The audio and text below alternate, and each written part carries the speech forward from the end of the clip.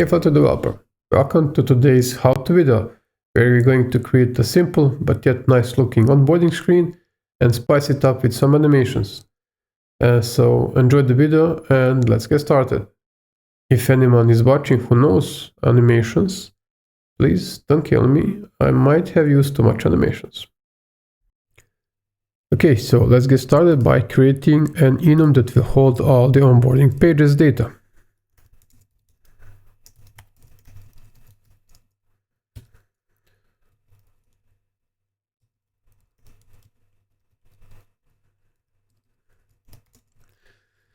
So we need to have a string title, string description,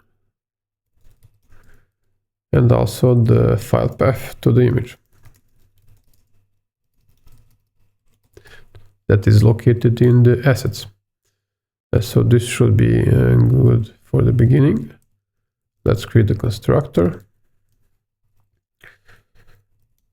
Let's see if we can autofill this. No. Okay, that's a shame. This is the title, description, image path. And they are also required.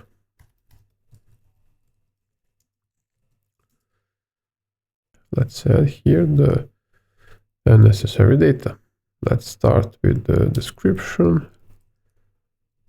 or maybe start with the title actually, and in the end the image path.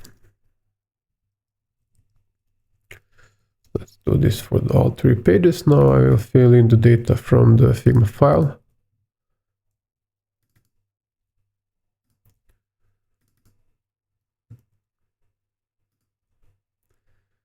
And the image path actually is on the assets, onboarding, and onboarding image 1. That's PNG. Let's change the rest to be onboarding image 2 and onboarding image 3. Now let's add the rest of the titles and descriptions.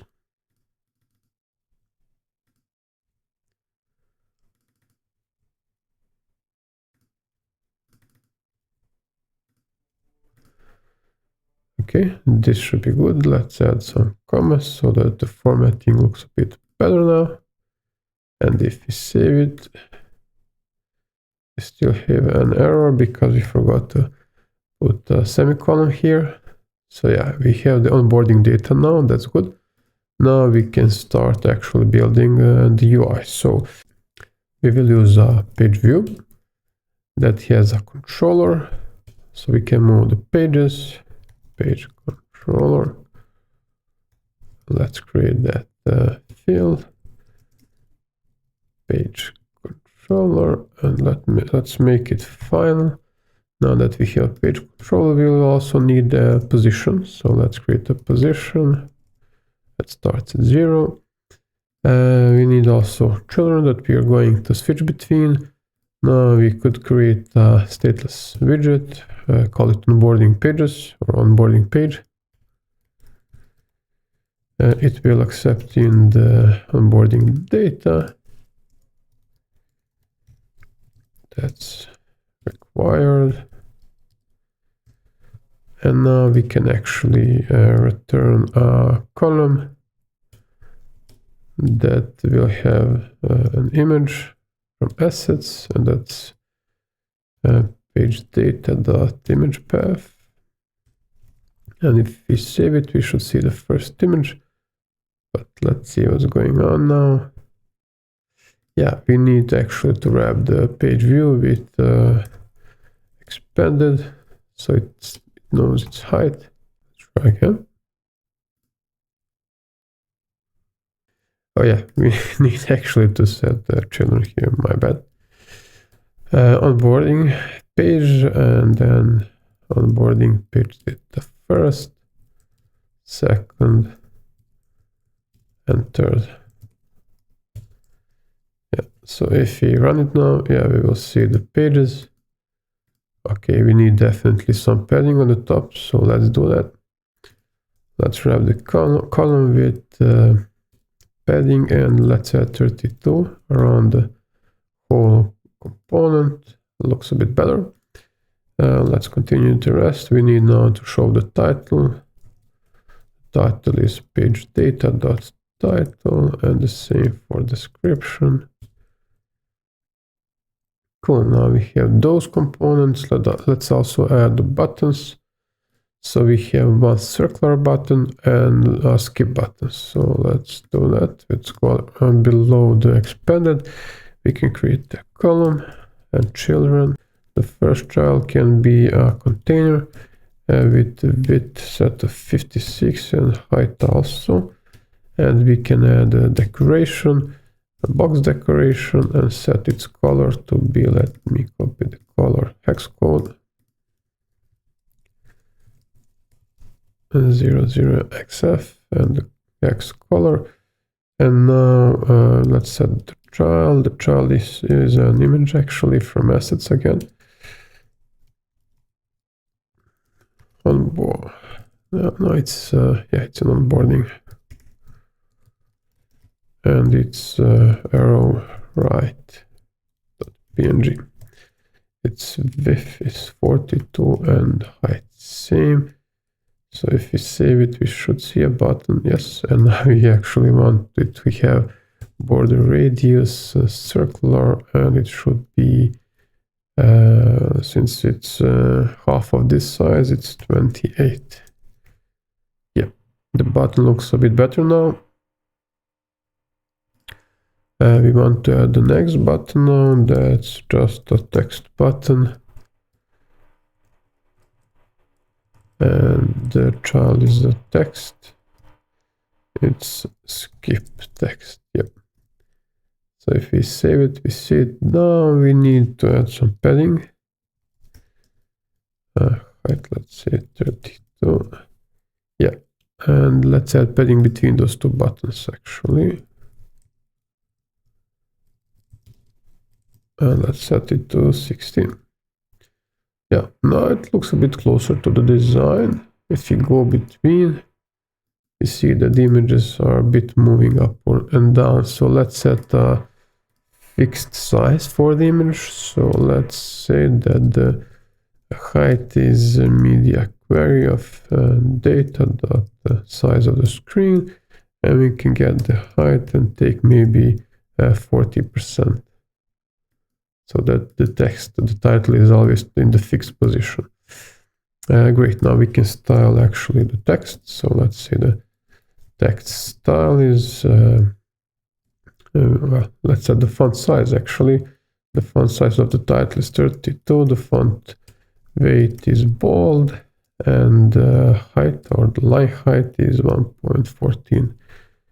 Let's see, it looks a bit better now. And the text color is, let's set the color 0xff. Yeah, that's the color. And let's do the same for the description. The description size is 14. Font weight is normal, so we don't need them, nor the height. The color is a bit different, so let's change the color. And if we save it, yes. Let's set the size, box height to 16. Yeah, looks a bit better now. Yeah. We're almost done. Now we need to set the text color also of the skip button is the same as this one. So let's do that. Text style, and also the font size is 16. Great, we're almost done. Now we need a method to actually go to the next page. And also for the skip. If you want to skip, you need to set the state. and set the position to be 2. Since we have 3 pages, the index starts at 0, or the position starts at 0. And that's actually the skip. Well, we need also to call the page controller, jump to page, and then the position. We can move actually this outside the set state. Yeah, so that's for that. And now for this one, we will check if the position is less than 2, then actually do this. If it's not, we will not do anything.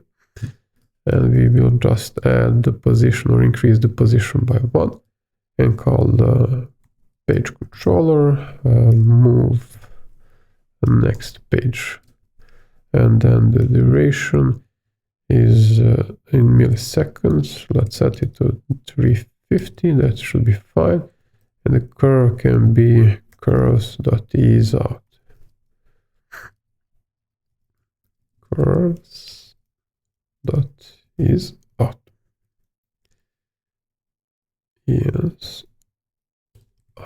Yes. Now we just need to call it. So on the skip, we can call just the skip method. And on the container, we actually need to add, for example, we can add a gesture detector on tap, and then we can call the move to next method. If we save it and check if it works, yes, indeed it works. The skip works. So we set the gesture detector to move, nothing happens since we're not resetting the position to 0. So let's actually just reload it. If you click outside and inside the image, it works. So let's do again a restart. Outside and image works perfectly. So we don't need to set the hit behavior. Cool. We want also to avoid this bug since we don't have a back arrow. Let's set the physics to never scrollable physics so that the user can't actually scroll. So let's try this. Yeah, scroll doesn't work. Next works, skip works. Great. So let's add some magic to it, otherwise known as animations. The Flutter Animate package is a really nice and convenient package built by G-Skinner, really great guys. And as we can see, it contains animations, pre-built effects like fade, scale, slide, align, flip, blur, shake, shimmer, shadow, crossfade, follow, path, and color effects. So we can use some of those. It also contains nice extension functions to numbers so that we don't need to write duration, but we can just write the number and seconds, minutes, milliseconds, whatever you need. We also have the controller that we can use to repeat or count or loop the animation. Here we can see the basic usage, like we can just wrap any widget with animate widget and add effects that we want to. Or even better, just call the extension .animate and then, for example, .fade or scale. And we can also chain animations, as you can see. Of course, we can also set the delay, duration, and the curve. Some animations also accept like the beginning and the end. For example, if you use a custom animation, or if you use move X or move Y. So yeah, let's add that package. If we go here and just put it in the pub/spec YAML, save it. So now we're ready to use it. There's one more thing that is really convenient. So if you scroll to the bottom, in order for animations to work even on hot reload, we can call animate.restart on hot reload and set it to true. So let's also do that. Let's import the package. Cool. Now we're ready actually to add our first animation. Let's maybe start with the image first. So let's go to the image. Let's put a comma here. So we first need to call .animate extension and then maybe fade in. And let's see what happens. Okay, that's nice, but let's set the duration maybe to 500 milliseconds. Yeah, looks nice. Okay, let's reload it into the beginning. Maybe the duration needs to be a bit longer, maybe 700, maybe 700 milliseconds. Yeah. And let's also add a short delay of maybe 100 milliseconds due to the sliding of the page being 350 milliseconds. Let's reload. Yeah, that looks great. I would leave it at that.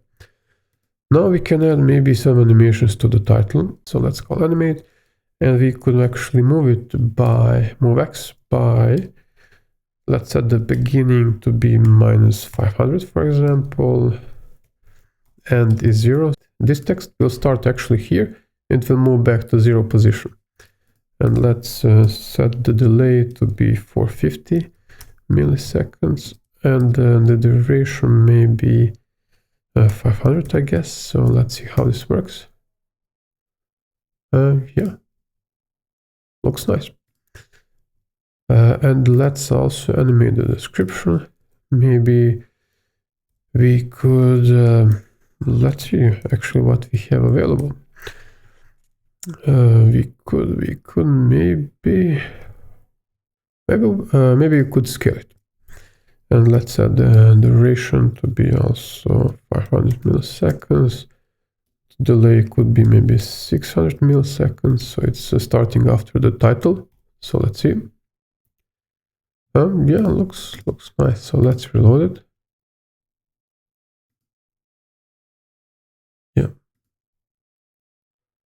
looks nice. Let's track it again. So not sure if you noticed, but when I go next, look, I have a closer look here. So if I go next, and this text has been offset here, so it's slightly visible. Maybe we could actually set the visibility to be in a later point. Let's set a delay of maybe 350, so that it's after the slide effect. Let's check it. Let's have a look again here. Yeah, looks like there's no glitching. Cool.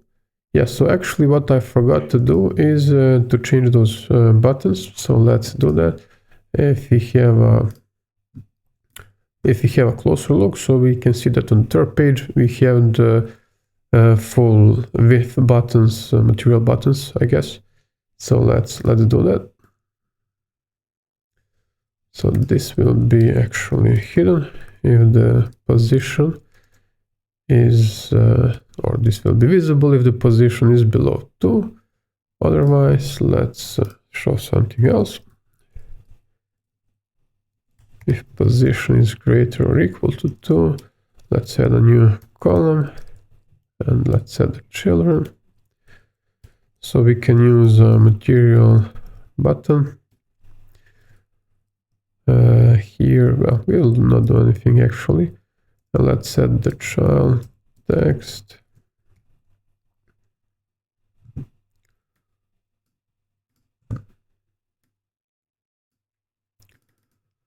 The text is get started.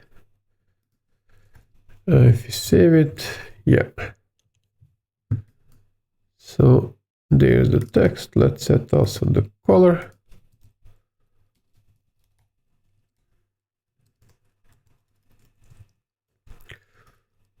Nice. Let's set min width to be double infinity. Let's add some padding here. I guess horizontal padding would be nice. So let's use symmetric and horizontal, maybe 16. Let's check. Maybe 24, I guess. That looks better. Okay, let's move it a bit up. Let's add a size box, height 16. Okay, now it's visible. The text, let's change the color and size. The color should be white, and size is, let's check, the size is 13. The font weight is bold. Great. Let's also set the height of the button is 46 as per design. Let's set the shape. The shape is a rounded rectangular border, and let's set its border radius to be circular 16, I guess. Let's check. That's too much. I think it's 12. Yeah, looks better. So that's the first button. Let's add the second button. The color of the button is white, but the color of the text is actually different. So let's do that. And let's set the color to be white. Great. We need, again, size box here. It should be 32. Nice. And the shadow actually is a different color, so let's set the border side width to be 2, and color is, let's check. So this is the color, something like a grayish. Yeah. And the text is this, yes. Nice, so let's restart. Also, let's remove this restart on hot reload. And let's do it again. So we easily created our pretty simple, nice looking onboarding screen with animations where everything works just fine. Let's also check again the skip button. If you like to see more how-to videos, then please consider subscribing, liking, and hitting that bell icon so you stay up to date. Thanks, and until next time.